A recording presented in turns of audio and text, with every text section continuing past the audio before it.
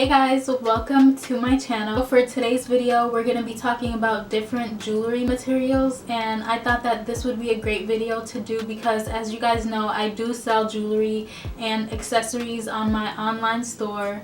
And something that I noticed a lot is that a lot of people actually don't really know what type of jewelry materials you could wear in the shower or which ones can't get wet. I noticed that a lot of people have a fear of their jewelry tarnishing fast, so I'm here to do this video to help anyone who maybe want to buy jewelry just for themselves, or maybe if you just want to buy jewelry for your own store and you're just starting out and you really want to learn a little more about jewelry materials. And in this video, I'm definitely not going to go over every single one, but I'm going to do most of them, and hopefully this is helpful to everybody who's watching this video. And I just want to say too, like, I wasn't even going to post this kind of video. I was gonna do a H&M clothing haul, which I'm wearing one of the tops now, but in that video I was wearing this wig, and it was one night I decided, let me just try to put the lace on this wig, and I tried gluing it down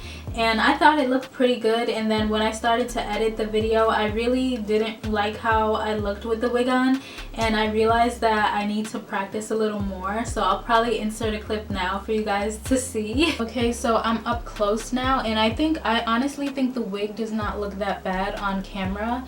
Hopefully it looks the same way when I'm editing it and I see it on my computer, but it definitely isn't that bad. So as you guys could see, I didn't think that the hair looked that bad, but then after a while of looking at the footage, I even posted a video on my stories here on YouTube and asked you guys if I should still post it, but then I deleted it, so only like a couple people saw the post. But yeah, now we're doing this video, and if you are new to this channel, I just want to say, hey, welcome. My name is Donna. I love to do fashion business videos, so if you are interested in that kind of content, definitely hit that subscribe button down below.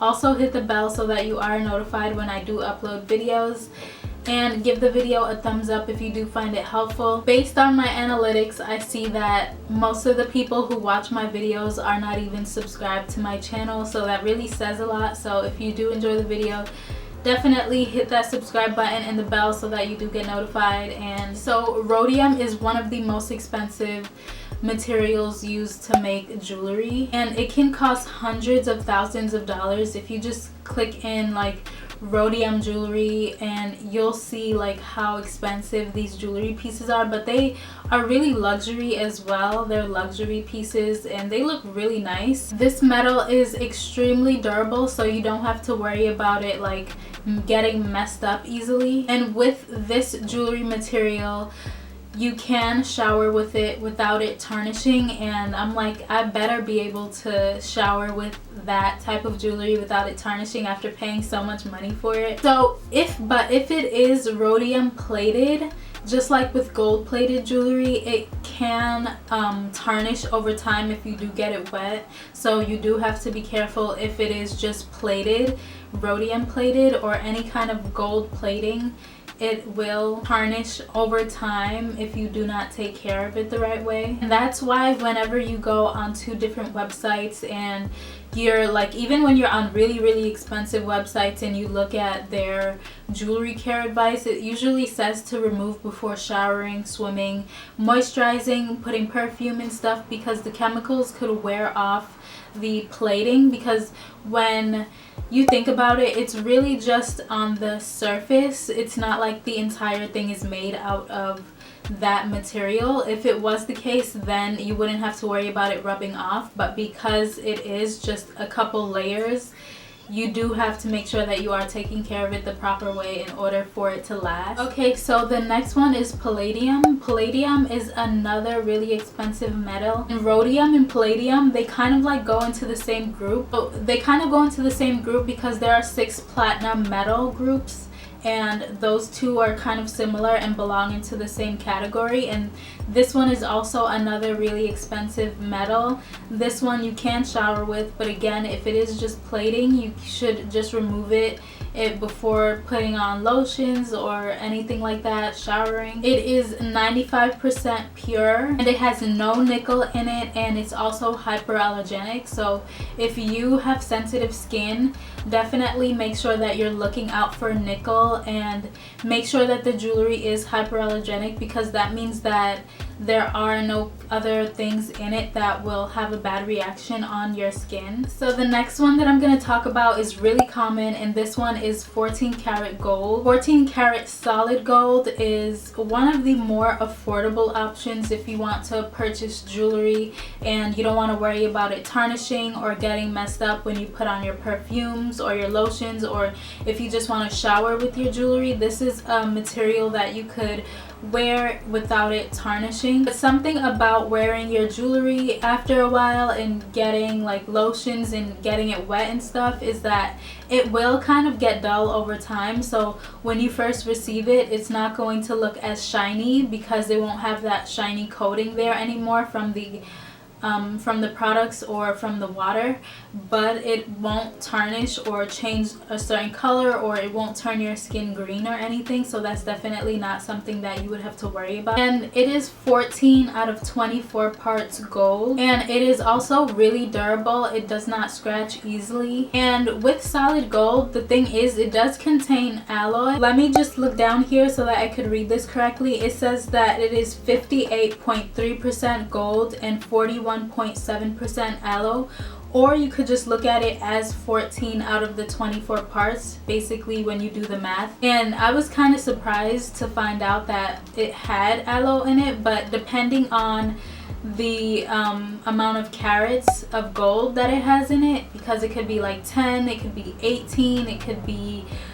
20, so depending on what it is, it'll have less or more of the alloy in it. And again, this one can be a little pricey, but it's also on the affordable side compared to other precious metals. So for 100% pure gold, you're gonna have to look for 24 karat gold, but I don't even think that they make jewelry with 24 karat gold. I could be wrong, but I don't think that it's used. 24 karat gold does not have any added metals like alloy. So the next one, which is one of my absolute favorites because of how affordable it is and how durable it is stainless steel. So stainless steel jewelry, you 100% can shower with it.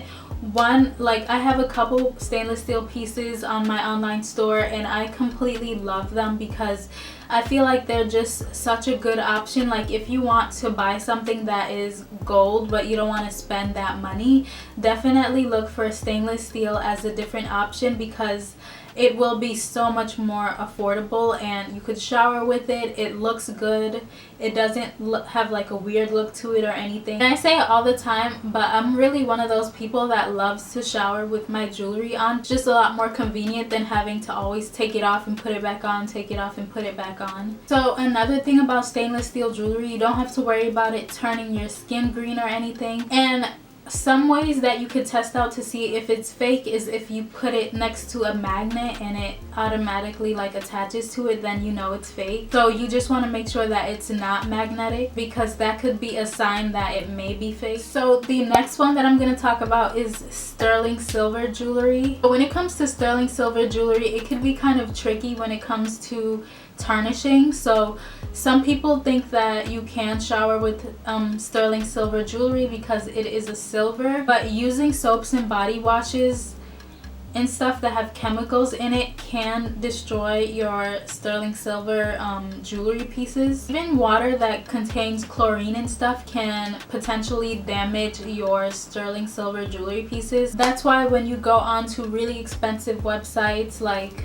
Tiffany's, you'll see that they'll still say to remove your jewelry pieces when swimming, showering, putting on lotion, putting perfume, because you just want to be safe and keep the best care and the quality of your jewelry for as long as possible. And over time it does dull the shiny finish that the jewelry pieces have. And sterling silver is an alloy of silver, so it is 92.5% silver, and then the rest is like other metal. And ways that you could spot real sterling silver jewelry is if you look at your jewelry and it has S925 on it, and the S stands for the silver and the 925 is just the 92.5% silver in weight. And sterling silver is usually one of the more affordable jewelry options, so that is also a good one to purchase, and most of the time it is hyperallergenic. So another one of my favorite jewelry materials is gold filled jewelry. I actually do have some gold filled jewelry on my website as well,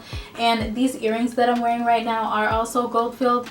I'll be doing a video on those later on, and they're not from my brand, they're from a different brand, but I really love it because it is a lot more affordable than purchasing jewelry that is just solid gold, but it also is really durable. You don't have to worry about it tarnishing. I always shower with my gold filled jewelry on, and gold filled jewelry is water resistant, so you do not have to worry about it tarnishing. And it is not an alloy. It's usually bonded with brass underneath, and then it has the gold layering on the top. Usually jewelers would use 12 carats to 14 carats of gold when making gold filled jewelry. Gold filled jewelry is required to have at least 5% of gold by weight legally. So I think that is where I'll leave off for this video. I didn't really go into detail about other metals like brass and other like copper and stuff like that, but I definitely can get into that in another video if you guys are interested in that. I just hope that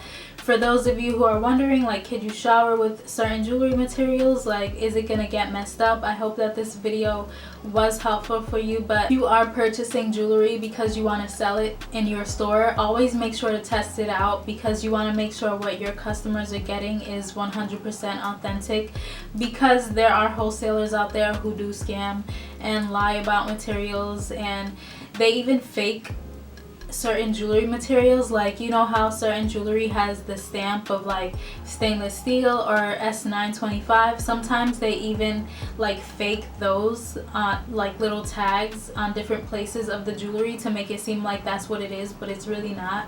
So always do your research, always test out your jewelry.